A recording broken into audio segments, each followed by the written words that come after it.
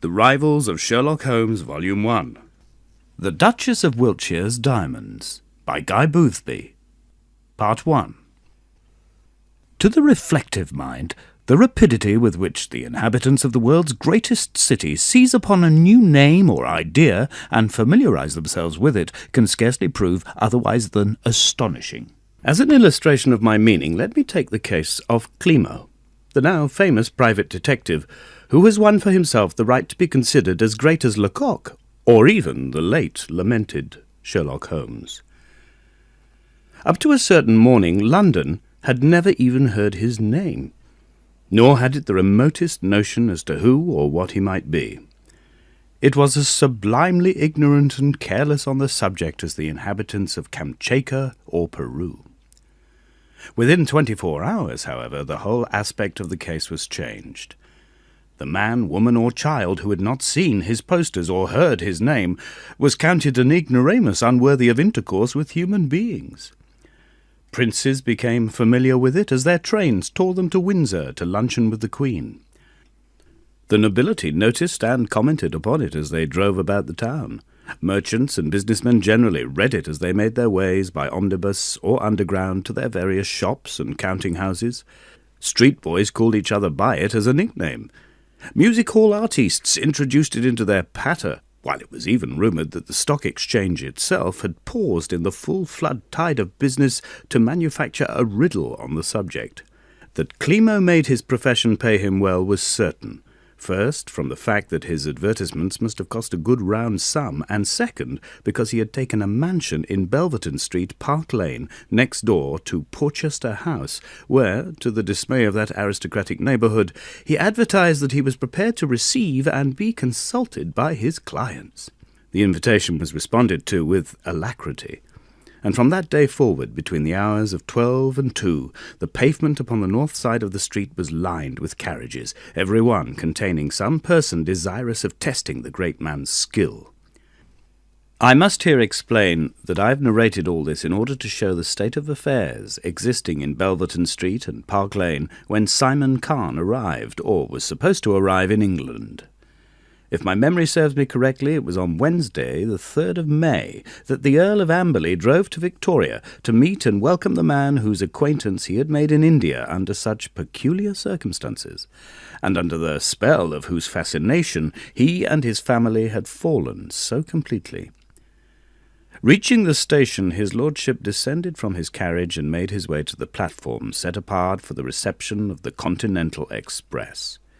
He walked with a jaunty air, and seemed to be on the best of terms with himself and the world in general. How little he suspected the existence of the noose into which he was so innocently running his head. As if out of compliment to his arrival, the train put in an appearance within a few moments of his reaching the platform. He immediately placed himself in such a position that he could make sure of seeing the man he wanted, and waited patiently until he should come in sight. Khan, however, was not among the first batch. Indeed, the majority of passengers had passed before his lordship caught sight of him.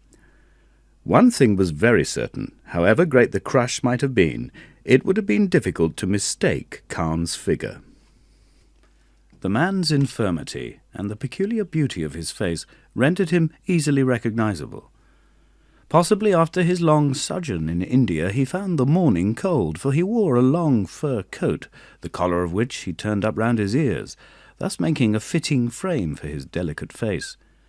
On seeing Lord Amberley, he hastened forward to greet him.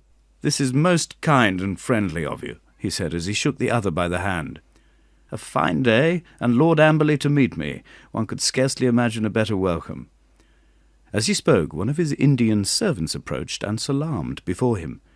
He gave him an order, and received an answer in Hindustani, whereupon he turned again to Lord Amberley. "You may imagine how anxious I am to see my new dwelling," he said. "My servant tells me that my carriage is here, so may I hope that you will drive back with me and see for yourself how I am likely to be lodged?" "I shall be delighted," said Lord Amberley, who was longing for the opportunity, and they accordingly went out into the station-yard together to discover a brougham drawn by 2 magnificent horses, and with Nur Ali in all the glory of white raiment and crested turban on the box waiting to receive them. His lordship dismissed his Victoria, and when Joa Singh had taken his place beside his fellow servant upon the box, the carriage rolled out of the station yard in the direction of Hyde Park. "I trust her ladyship is quite well," said Simon Khan, politely, as they turned into Gloucester Place. "Excellently well, thank you," replied his lordship. "She bade me welcome you to England in her name as well as my own, and I was to say that she's looking forward to seeing you." "She's most kind, and I shall do myself the honour of calling upon her as soon as circumstances will permit," answered Khan. "I beg you will convey my best thanks to her for her thought of me." While these polite speeches were passing between them, they were rapidly approaching a large hoarding, on which was displayed a poster setting forth the name of the now famous detective Klimo. Simon Khan, leaning forward, studied it, and when they had passed, turned to his friend again. "At Victoria, and on all the hoardings we meet, I see an enormous placard bearing the word Klimo. Pray, what does it mean?" His lordship laughed. "You are asking a question which a month ago was on the lips of 9 out of every 10 Londoners. It is only within the last fortnight that we have learned who and what Klimo is." "And pray, what is he?" "Well, the explanation is very simple. He's neither more nor less than a remarkably astute private detective, who has succeeded in attracting notice in such a way that half London has been induced to patronise him. I have had no dealings with the man myself, but a friend of mine, Lord Orpington, has been the victim of a most audacious burglary, and the police having failed to solve the mystery, he has called Klimo in. We shall therefore see what he can do before many days are past. But there, I expect you will soon know more about him than any of us." "Indeed, and why?"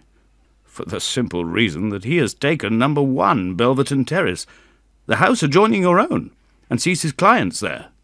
Simon Khan pursed up his lips and appeared to be considering something. "I trust you will not prove a nuisance," he said at last. "The agents who found me the house should have acquainted me with the fact. Private detectives, on however large a scale, scarcely strike one as the most desirable of neighbours, particularly for a man who is so fond of quiet as myself." At this moment they were approaching their destination. As the carriage passed Belverton Street and pulled up, Lord Amberley pointed to a long line of vehicles standing before the detective's door. "You can see for yourself something of the business he does," he said. "Those are the carriages of his clients, and it is probable that twice as many have arrived on foot." "I shall certainly speak to the agent on the subject," said Khan, with a shadow of annoyance upon his face. "I consider the fact of this man's being so close to me a serious drawback to the house." Joa Singh here descended from the box and opened the door in order that his master and his guest might alight, while portly Ram Gafur, the butler, came down the steps and salaamed before them with oriental obsequiousness. Khan greeted his domestics with kindly condescension, and then, accompanied by the ex-viceroy, entered his new abode.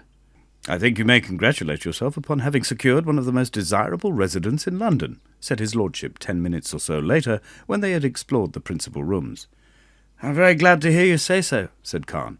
"I trust your lordship will remember that you will always be welcome in the house as long as I am its owner." "That's very kind of you to say so," returned Lord Amberley warmly. "I shall look forward to some months of pleasant intercourse. And now I must be going.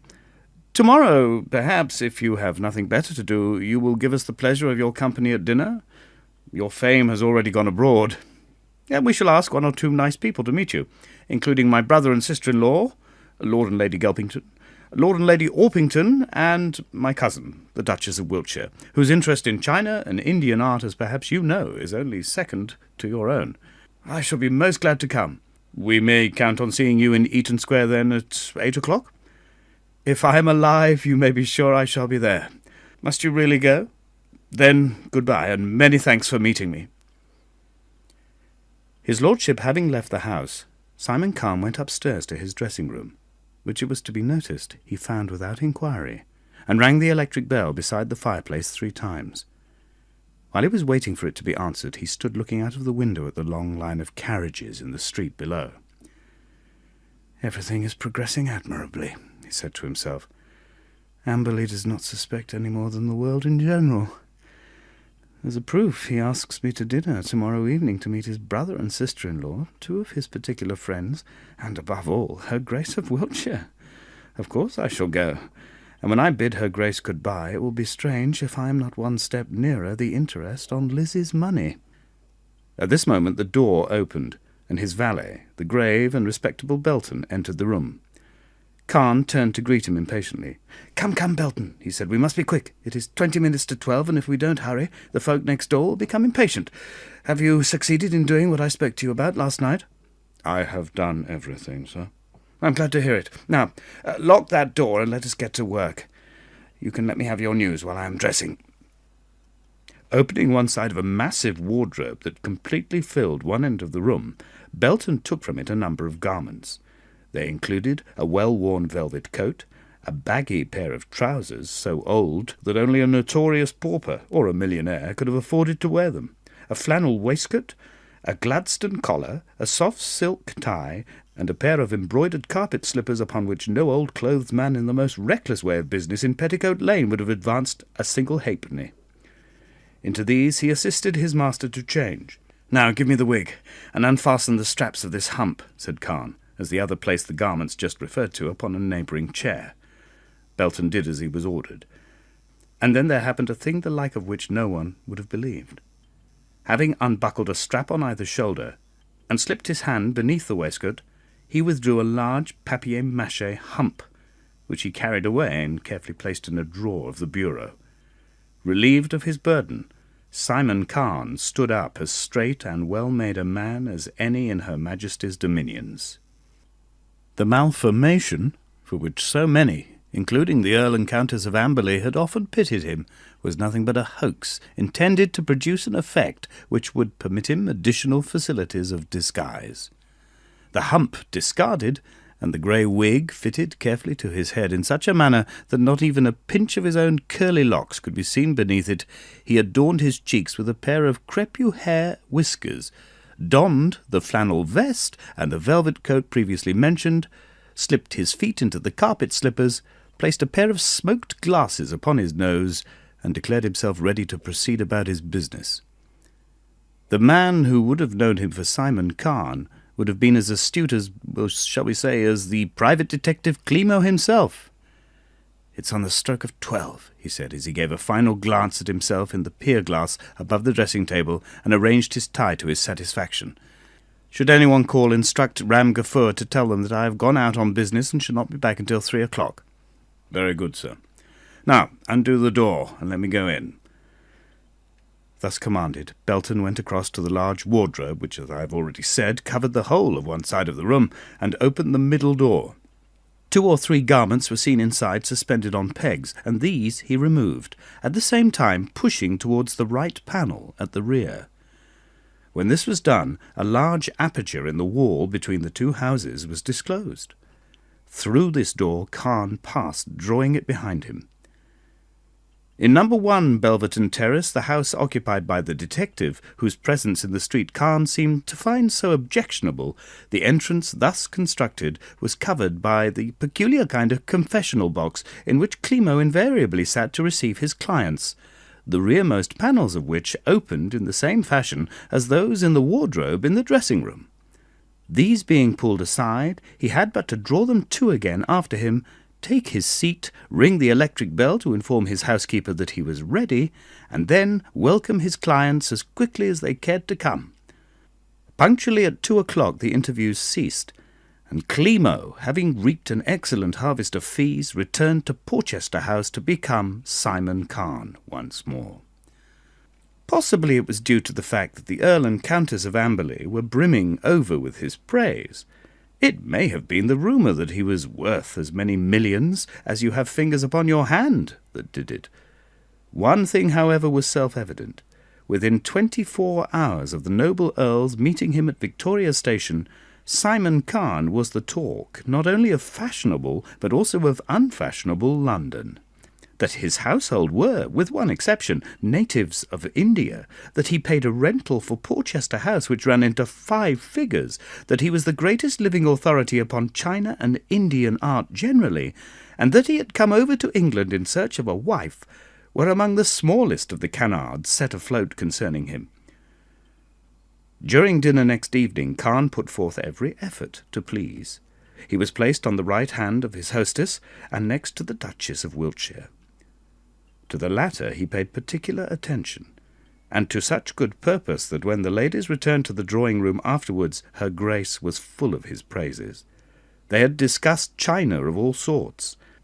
Khan had promised her a specimen which she had longed for all her life, but had never been able to obtain, and in return she had promised to show him the quaintly carved Indian casket, in which the famous necklace, of which he had of course heard, spent most of its time. She would be wearing the jewels in question at her own ball in a week's time, she informed him, and if he would care to see the case when it came from her bankers on that day, she would be only too pleased to show it to him. As Simon Khan drove home in his luxurious brougham afterwards, he smiled to himself as he thought of the success which was attending his first endeavour.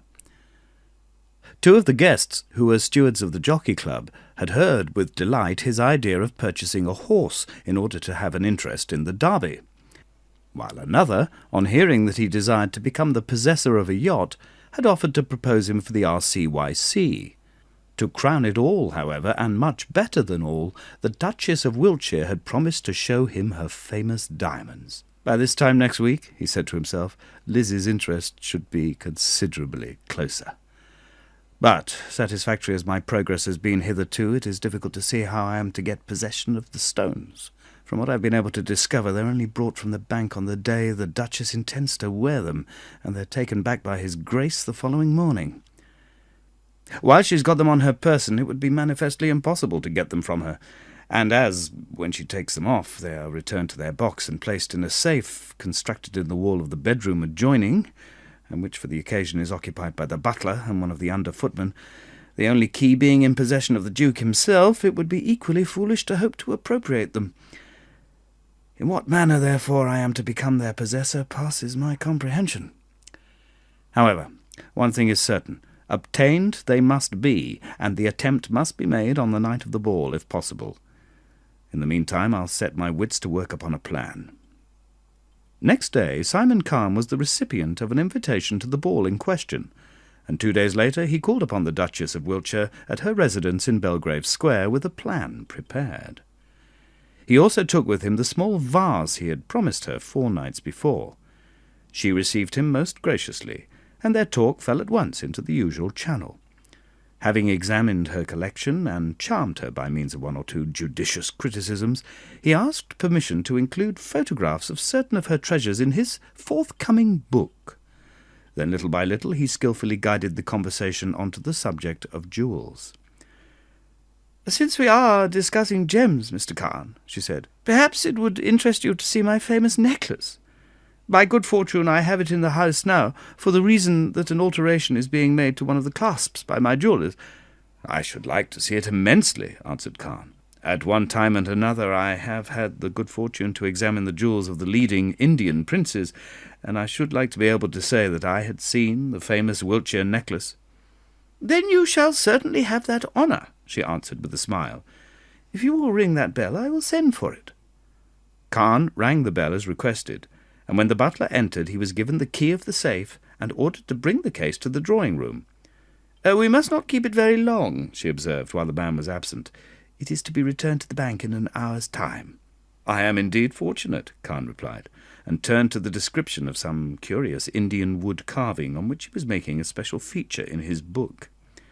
As he explained, he had collected his illustrations from the doors of Indian temples, from the gateways of palaces, from old brass work, and even from carved chairs and boxes he had picked up in all sorts of odd corners. Her Grace was most interested. "How strange that you should have mentioned it," she said. "If carved boxes have any interest for you, it is possible my jewel case itself may be of use to you. As I think I told you during Lady Amberley's dinner, it came from Benares, and has carved upon it the portraits of nearly every god in the Hindu pantheon." "You raise my curiosity to fever heat," said Khan. A few moments later the servant returned, bringing with him a wooden box about 16 inches long by 12 wide, and 8 deep, which he placed upon a table beside his mistress, after which he retired. "This is the case to which I have just been referring," said the Duchess, placing her hand on the article in question. "If you glance at it, you will see how exquisitely it is carved." Concealing his eagerness with an effort, Simon Khan drew his chair up to the table and examined the box. It was with justice she had described it as a work of art. What the wood was, of which it was constructed, Khan was unable to tell. It was dark and heavy, and though it was not teak, closely resembled it. It was literally covered with quaint carving, and of its kind was a unique work of art. "It is most curious and beautiful," said Khan, when he had finished his examination. "In all my experience, I can safely say I have never seen its equal. If you will permit me, I should very much like to include a description and an illustration of it in my book." "Of course you may do so. I shall be only too delighted," answered her Grace. "If it will help you in your work, I shall be glad to lend it to you for a few hours in order that you may have the illustration made." This was exactly what Khan had been waiting for, and he accepted the offer with alacrity. "Very well, then," she said. "On the day of my ball, when it will be brought from the bank again, I will take the necklace out and send the case to you. I must make one proviso, however, and that is that you let me have it back the same day." "I will certainly promise to do that," replied Khan. "And now let us look inside," said his hostess. Choosing a key from a bunch she carried in her pocket, she unlocked the casket and lifted the lid. Accustomed as Khan had all his life been to the sight of gems, what he saw before him then almost took his breath away. The inside of the box, both sides and bottom, was quilted with the softest Russia leather, and on this luxurious couch reposed the famous necklace. The fire of the stones, when the light caught them, was sufficient to dazzle the eyes, so fierce was it. As Khan could see, every gem was perfect of its kind, and there were no fewer than 300 of them. The setting was a fine example of the jeweller's art. And last but not least, the value of the whole affair was £50,000, a mere flea bite to the man who had given it to his wife, but a fortune to any humbler person. "And now that you have seen my property, what do you think of it?" asked the Duchess, as she watched her visitor's face. "It is very beautiful," he answered, "and I do not wonder that you are proud of it. Yes, the diamonds are very fine, but I think it is their abiding place that fascinates me more. Have you any objection to my measuring it?" "Pray do so, if it is likely to be of any assistance to you," replied her Grace.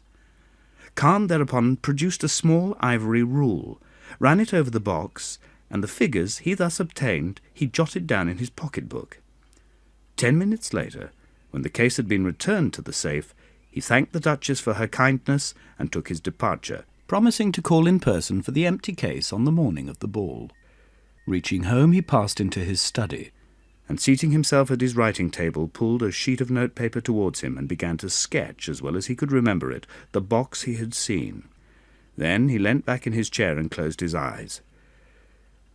"I've cracked a good many hard nuts in my time," he said reflectively, "but never one that seemed so difficult at first sight as this. As far as I see at present, the case stands as follows. The box will be brought from the bank, where it usually reposes, to Wiltshire House on the morning of the dance. I shall be allowed to have possession of it, without the stones, of course, for a period possibly extending from 11 o'clock in the morning to 4 or 5, at any rate not later than 7 in the evening. After the ball, the necklace will be returned to it, when it will be locked up in the safe, over which the butler and a footman will mount guard. To get into the room during the night is not only too risky, but physically out of the question, while to rob her Grace of her treasure during the progress of the dance would be equally impossible. The Duke fetches the casket and takes it back to the bank himself. So, to all intents and purposes, I'm almost as far off the solution as ever." Half an hour went by and found him still seated at his desk, staring at the drawing on the paper. Then an hour. The traffic of the streets rolled past the house unheeded. Finally, Joa Singh announced his carriage, and feeling that an idea might come to him with a change of scene, he set off for a drive in the park. By this time, his elegant mail phaeton, with its magnificent horses and Indian servant on the seat behind, was as well known as Her Majesty's state equipage, and attracted almost as much attention. Today, however, the fashionable world noticed that Simon Khan looked preoccupied. He was still working out his problem, but so far without much success.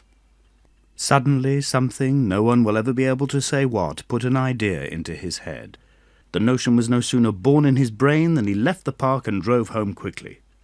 10 minutes had scarcely elapsed before he was back in his study again, and had ordered that Wajib Baksh should be sent to him. When the man he wanted put in an appearance, Khan handed him the paper upon which he had made the drawing of the jewel case. "Look at this," he said, "and tell me what thou seest there." "I see a box," answered the man, who by this time was well accustomed to his master's ways. "As thou sayest, it is a box," said Khan. "The wood is heavy and thick, though what wood it is I do not know. The measurements are upon the paper below.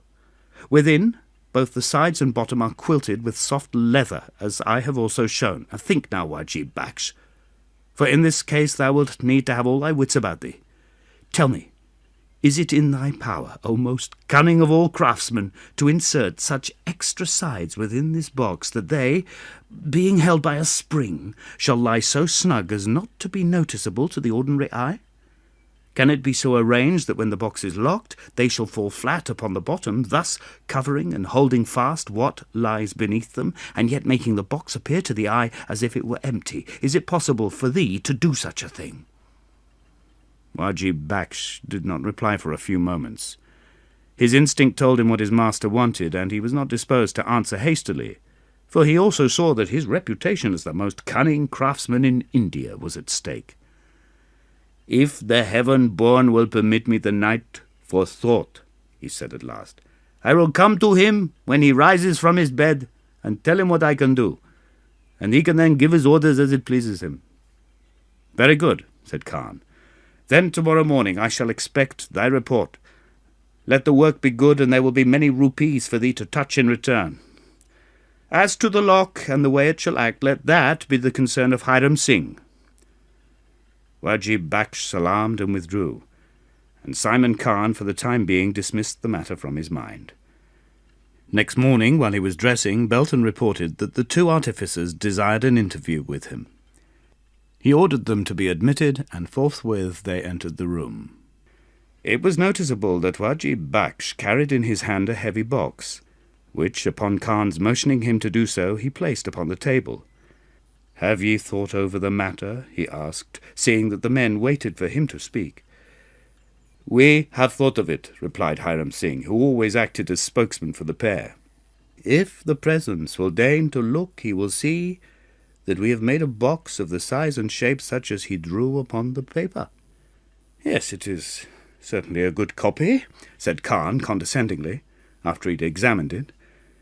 Wajib Baksh showed his white teeth in appreciation of the compliment, and Hiram Singh drew closer to the table. "And now, if the Sahib will open it, he will in his wisdom be able to tell if it resembles the other that he has in his mind." Khan opened the box as requested, and discovered that the interior was an exact counterfeit of the Duchess of Wiltshire's jewel case, even to the extent of the quilted leather lining which had been the other's principal feature. He admitted that the likeness was all that could be desired. "As he is satisfied," said Hiram Singh, "it may be that the protector of the poor will deign to try an experiment with it. See, here is a comb. Let it be placed in the box. So. Now he will see what he will see." The broad, silver-backed comb lying upon his dressing-table was placed on the bottom of the box. The lid was closed and the key turned in the box. The case being securely fastened, Hiram Singh laid it before his master. "I am to open it, I suppose?" said Khan, taking the key and replacing it in the lock. "If my master pleases," replied the other. Khan accordingly turned it in the lock, and having done so, raised the lid and looked inside. His astonishment was complete. To all intents and purposes the box was empty. The comb was not to be seen, and yet the quilted sides and bottom were, to all appearances, just the same as when he had first looked inside. "This is most wonderful," he said. And indeed it was as clever a conjuring trick as any he had ever seen. "Nay, it is very simple," Wajib Baksh replied. "The heaven-born told me that there must be no risk of detection." He took the box in his own hands, and running his nails down the centre of the quilting, dividing the false bottom into two pieces, these he lifted out, revealing the comb lying on the real bottom beneath. "The sides, as my lord will see," said Hiram Singh, taking a step forward, "are held in their appointed places by these two springs. Thus, when the key is turned, the springs relax, and the sides are driven by others into their places on the bottom, where the seams in the quilting mask the join. But there is one disadvantage. It is as follows. When the pieces which form the bottom are lifted out, in order that my lord may get at whatever lies concealed beneath, the springs must of necessity stand revealed. However, to anyone who knows sufficient of the working of the box to lift out the false bottom, it will be an easy matter to withdraw the springs and conceal them about his person." "As you say, that is an easy matter," said Khan, "and I shall not be likely to forget. Now, one other question. Presuming I'm in a position to put the real box into your hands for, say, 8 hours, do you think that in that time you can fit it up so that detection will be impossible?" "Assuredly, my lord," replied Hiram Singh with conviction. "There is but the lock and the fitting of the springs to be done. 3 hours at most would suffice for that." "I am pleased with you," said Khan. "As a proof of my satisfaction, when the work is finished, you will each receive 500 rupees. Now you can go." According to his promise, 10 o'clock on the Friday following found him in his hansom driving towards Belgrave Square. He was a little anxious, though the casual observer would scarcely have been able to tell it. The magnitude of the stake for which he was playing was enough to try the nerve of even such a past master in his profession as Simon Khan. Arriving at the house, he discovered some workmen erecting an awning across the footway in preparation for the ball that was to take place at night. It was not long, however, before he found himself in the boudoir, reminding Her Grace of her promise to permit him an opportunity of making a drawing of the famous jewel case. The Duchess was naturally busy, and within a quarter of an hour he was on his way home with the box placed on the seat of the carriage beside him. "Now," he said as he patted it good-humouredly, "if only the notion worked out by Hiram Singh and Wajib Baksh holds good, the famous Wiltshire diamonds will become my property before very many hours are past. By this time tomorrow, I suppose London will be all agog concerning the burglary." On reaching his house, he left his carriage and himself carried the box into his study. Once there, he rang his bell and ordered Hiram Singh and Wajib Baksh to be sent to him. When they arrived, he showed them the box upon which they were to exercise their ingenuity. "Bring your tools in here," he said, "and do the work under my own eyes. You have but 9 hours before you, so you must make the most of them." The men went for their implements, and as soon as they were ready set to work. All through the day they were kept hard at it, with the result that by 5 o'clock the alterations had been effected and the case stood ready. By the time Khan returned from his afternoon drive in the park, it was quite prepared for the part it was to play in his scheme. Having praised the men, he turned them out and locked the door, then went across the room and unlocked a drawer in his writing table. From it he took a flat leather jewel case, which he opened. It contained a necklace of counterfeit diamonds, if anything a little larger than the one he intended to try to obtain. He had purchased it that morning in the Burlington Arcade for the purpose of testing the apparatus his servants had made, and this he now proceeded to do. Laying it carefully upon the bottom, he closed the lid and turned the key.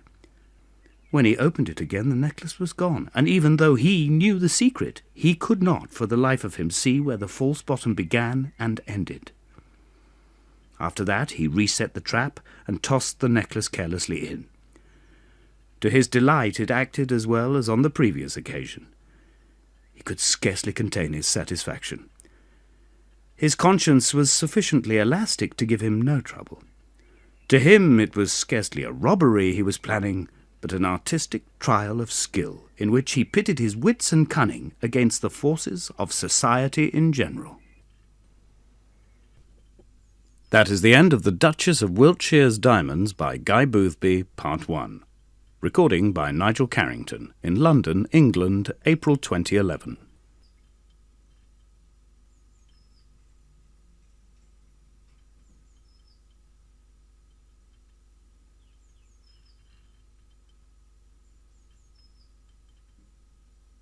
The Rivals of Sherlock Holmes, Volume 1. The Duchess of Wiltshire's Diamonds, by Guy Boothby, Part 2. At 7:30 he dined, and afterwards smoked a meditative cigar over the evening paper in the billiard-room. The invitations to the ball were for 10 o'clock, and at 9:30 he went to his dressing-room. "Make me tidy as quickly as you can," he said to Belton when the latter appeared, "and while you're doing so, listen to my final instructions. Tonight, as you know, I am endeavouring to secure the Duchess of Wiltshire's necklace.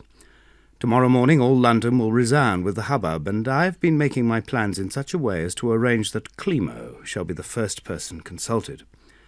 When the messenger calls, if call he does, see that the old woman next door bids him tell the Duke to come personally at 12 o'clock. Do you understand?" "Perfectly, sir. Very good." "Now give me the jewel case and let me be on. You need not sit up for me." Precisely as the clocks in the neighbourhood were striking 10, Simon Khan reached Belgrave Square, and, as he hoped, found himself the first guest. His hostess and her husband received him in the anteroom of the drawing-room. "I come laden with 1,000 apologies," he said, as he took her Grace's hand and bent over it with that ceremonious politeness which was one of the man's chief characteristics.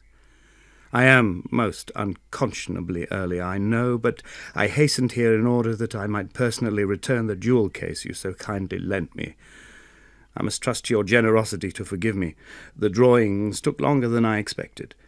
"Please do not apologize," answered her Grace. "It is very kind of you to have brought the case yourself. I hope the illustrations have proved successful. I shall look forward to seeing them as soon as they are ready. But I'm keeping you holding the box. One of my servants will take it to my room." She called a footman to her and bade him take the box and place it upon her dressing-table. "Before it goes, I must let you see that I've not damaged it, either externally or internally," said Khan with a laugh. "It is such a valuable case that I should never forgive myself if it had even received a scratch during the time it has been in my possession." So saying, he lifted the lid and allowed her to look inside. To all appearance it was exactly the same as when she had lent it to him earlier in the day. "You have been most careful," she said, and then, with an air of banter, she continued, "If you desire it, I shall be pleased to give you a certificate to that effect." They jested in this fashion for a few moments after the servant's departure, during which time Khan promised to call upon her the following morning at 11 o'clock, and to bring with him the illustrations he had made, and a queer little piece of china he had had the good fortune to pick up in a dealer's shop the previous afternoon. By this time fashionable London was making its way up the grand staircase, and with its appearance further conversation became impossible. Shortly after midnight Khan bade his hostess good night and slipped away. He was perfectly satisfied with his evening's entertainment, and if the key of the jewel case were not turned before the jewels were placed in it, he was convinced they would become his property. It speaks well for his strength of nerve when I record the fact that on going to bed his slumbers were as peaceful and untroubled as those of a little child. Breakfast was scarcely over next morning before a hansom drew up to his front door and Lord Amberley alighted. He was ushered into Khan's presence forthwith, and on seeing that the latter was surprised at his early visit, hastened to explain. "My dear fellow," he said, as he took possession of the chair the other offered him, "I've come round to see you on most important business. As I told you last night at the dance, when you so kindly asked me to come and see the steam yacht you had purchased, I had an appointment with Wiltshire at 9:30 this morning." On reaching Belgrave Square, I found the whole house in confusion. Servants were running hither and thither with scared faces. The butler was on the borders of lunacy. The Duchess was well nigh hysterical in her boudoir, while her husband was in his study vowing vengeance against all the world. "You alarm me," said Khan, lighting a cigarette with a hand that was as steady as a rock. "What on earth has happened?" I think I might safely allow you 50 guesses, and then wager £100 you'd not hit the mark, and yet in a certain measure it concerns you." "Concerns me? Good gracious, what have I done to bring all this about?" "Pray do not look so alarmed," said Amberley. "Personally, you have done nothing. Indeed, on second thoughts, I don't know that I am right in saying that it concerns you at all. The fact of the matter is, Khan, a burglary took place last night at Wiltshire House, and the famous necklace has disappeared." "Good heavens, you don't say so." "But I do. The circumstances of the case are as follows. When my cousin retired to her room last night after the ball, she unclasped the necklace, and in her husband's presence placed it carefully in her jewel case, which she locked. That having been done, Wiltshire took the box to the room which contained the safe, and himself placed it there, locking the iron door with his own key. The room was occupied that night, according to custom, by the butler and one of the footmen, both of whom have been in the family since they were boys. Next morning, after breakfast, the Duke unlocked the safe and took out the box, intending to convey it to the bank as usual. Before leaving, however, he placed it on his study table and went upstairs to speak to his wife. He cannot remember exactly how long he was absent, but he feels convinced that he was not gone more than a quarter of an hour at the very utmost. Their conversation finished, she accompanied him downstairs, where she saw him take up the case to carry it to his carriage. Before he left the house, however, she said, "I suppose you have looked to see that the necklace is all right." "How could I do so?" was his reply. "You know you possess the only key that will fit it." She felt in her pockets, but to her surprise the key was not there. "If I were a detective, I should say that is a point to be remembered," said Khan with a smile. "Pray, where did she find her keys?" "Upon her dressing-table," said Amberley, "though she has not the slightest recollection of leaving them there." "Well, when she'd procured the keys, what happened?" "Why, they opened the box, and to their astonishment and dismay found it empty. The jewels were gone." "Good gracious, what a terrible loss! It seems almost impossible that it can be true." "And pray what did they do?" "At first they stood staring into the empty box, hardly believing the evidence of their own eyes. Stare how they would, however, they could not bring them back. The jewels had, without doubt, disappeared, but when and where the robbery had taken place it was impossible to say. After that they had up all the servants and questioned them, but the result was, as they might have foreseen, no one, from the butler to the kitchen maid, could throw any light upon the subject. To this minute it remains as great a mystery as when they first discovered it." "I am more concerned than I can tell you," said Khan. "How thankful I ought to be that I returned the case to her Grace last night, but in thinking of myself I am forgetting to ask what has brought you to me. If I can be of any assistance, I hope you will command me." "Well, I'll tell you why I have come," replied Lord Amberley.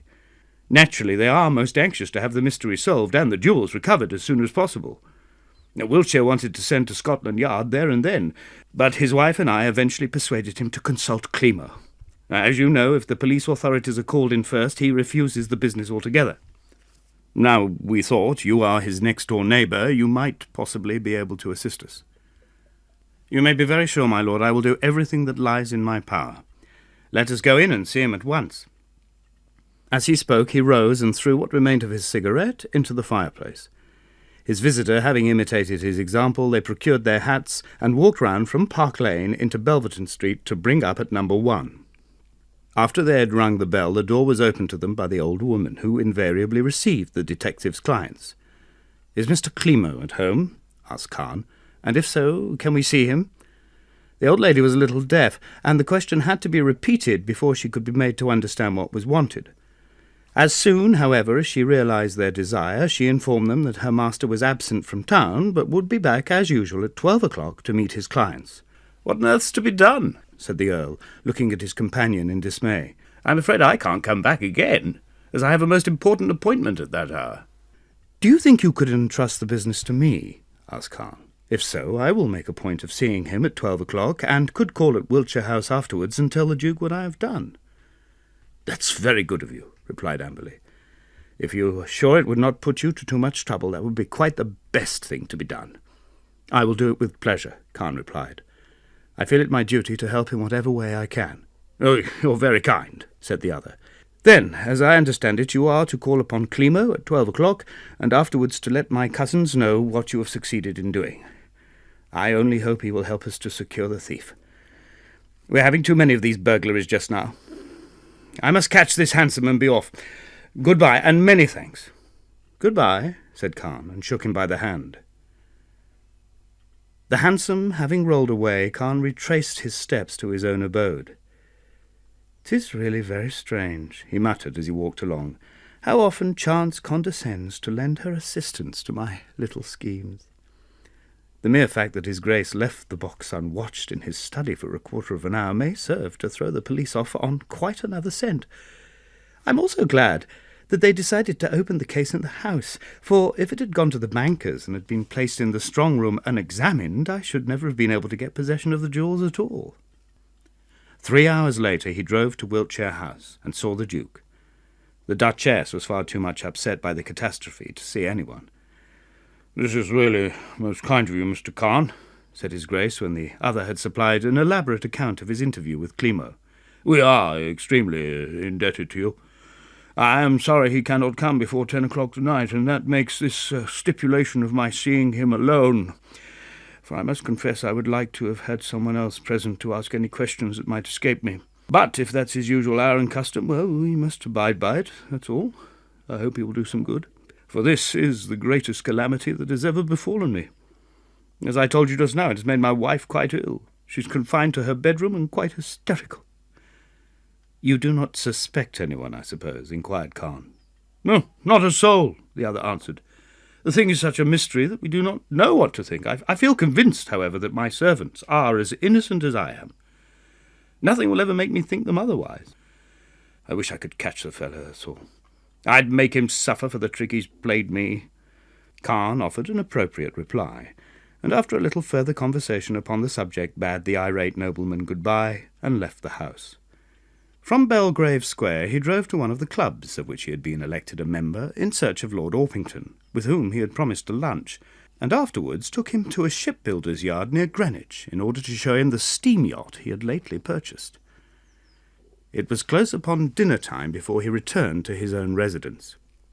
He brought Lord Orpington with him, and they dined in state together. At 9 the latter bade him good-bye, and at 10 Khan retired to his dressing-room and rang for Belton. "What have you to report?" he asked, "with regard to what I bade you do in Belgrave Square?" "I followed your instructions to the letter," Belton replied. "Yesterday morning I wrote to Messrs. Horniblow and Jimson, the house agents in Piccadilly, in the name of Colonel Braithwaite, and asked for an order to view the residence to the right of Wiltshire House. I asked that the order might be sent direct to the house, where the Colonel would get it upon his arrival. This letter I posted myself in Basingstoke, as you desired me to do. At 9 o'clock yesterday morning I dressed myself as much like an elderly army officer as possible, and took a cab to Belgrave Square. The caretaker, an old fellow of close upon 70 years of age, admitted me immediately upon hearing my name, and proposed that he should show me over the house. This, however, I told him was quite unnecessary, backing my speech with a present of £half-a-crown. Whereupon he returned to his breakfast perfectly satisfied, while I wandered about the house at my own leisure. Reaching the same floor as that upon which is situated the room in which the Duke's safe is kept, I discovered that your supposition was quite correct, that it would be possible for a man, by opening the window, to make his way along the coping from one house to the other without being seen. I made certain that there was no one in the bedroom in which the butler slept, and then arranged the long telescope walking stick you gave me, and fixed one of my boots to it by means of the screw in the end. With this I was able to make a regular succession of footsteps in the dust along the ledge between one window and the other. That done, I went downstairs again, bade the caretaker good morning, and got into my cab. From Belgrave Square I drove to the shop of the pawnbroker, whom you told me you had discovered was out of town. His assistant inquired my business, and was anxious to do what he could for me. I told him, however, that I must see his master personally, as it was about the sale of some diamonds I had left me. I pretended to be annoyed that he was not at home, and muttered to myself, so that the man could hear, something about its meaning a journey to Amsterdam. And then I limped out of the shop, paid off my cab, and walking down a by-street removed my moustache and altered my appearance by taking off my greatcoat and muffler. A few streets further on I purchased a bowler hat in place of the old-fashioned topper I'd hitherto been wearing, and then took a cab from Piccadilly and came home. "You have fulfilled my instructions admirably," said Khan. "And if the business comes off, as I expect it will, you shall receive your usual percentage. Now I must be turned into Klimo, and be off to Belgrave Square to put his Grace of Wiltshire upon the track of this burglar." Before he retired to rest that night, Simon Khan took something wrapped in a red silk handkerchief from the capacious pocket of the coat Klimo had been wearing a few moments before. Having unrolled the covering, He held up to the light the magnificent necklace, which for so many years had been the joy and pride of the ducal house of Wiltshire. The electric light played upon it and touched it with 1,000 different hues. "Where so many have failed," he said to himself, as he wrapped it in the handkerchief again and locked it in his safe. "It is pleasant to be able to congratulate oneself on having succeeded. It is without its equal, and I don't think I shall be overstepping the mark if I say that I think when she receives it, Liz will be glad she lent me the money." Next morning, all London was astonished by the news that the famous Wiltshire diamonds had been stolen, and a few hours later Khan learnt from an evening paper that the detectives who had taken up the case upon the supposed retirement from it of Klimo were still completely at fault. That evening he was to entertain several friends to dinner. They included Lord Amberley, Lord Orpington, and a prominent member of the Privy Council.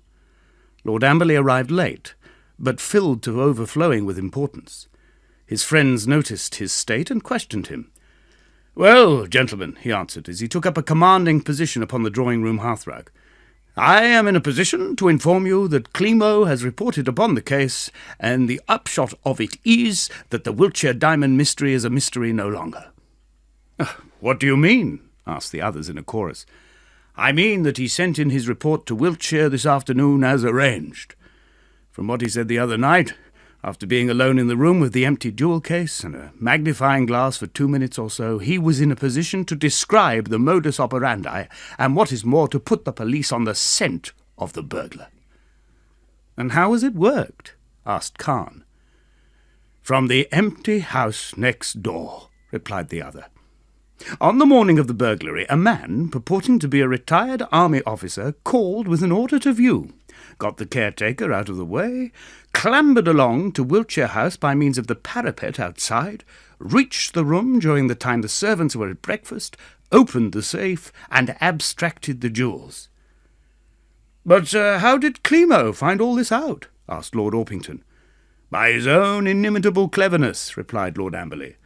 "At any rate, it has been proved that he was correct. The man did make his way from next door, and the police have since discovered that an individual answering to the description given visited a pawnbroker's shop in the city about an hour later and stated that he had diamonds to sell." "If that is so, it turns out to be a very simple mystery after all," said Lord Orpington, as they began their meal. "Thanks to the ingenuity of the cleverest detective in the world," remarked Amberley. "In that case, here's a good health to Klimo," said the Privy Councillor, raising his glass. "I will join you in that," said Simon Khan. "Here's a very good health to Klimo, and his connection with the Duchess of Wiltshire's diamonds. May he always be equally successful." "Hear, hear to that," replied his guests. End of The Duchess of Wiltshire's Diamonds by Guy Boothby, Part 2. Recording by Nigel Carrington in London, England, April 2011.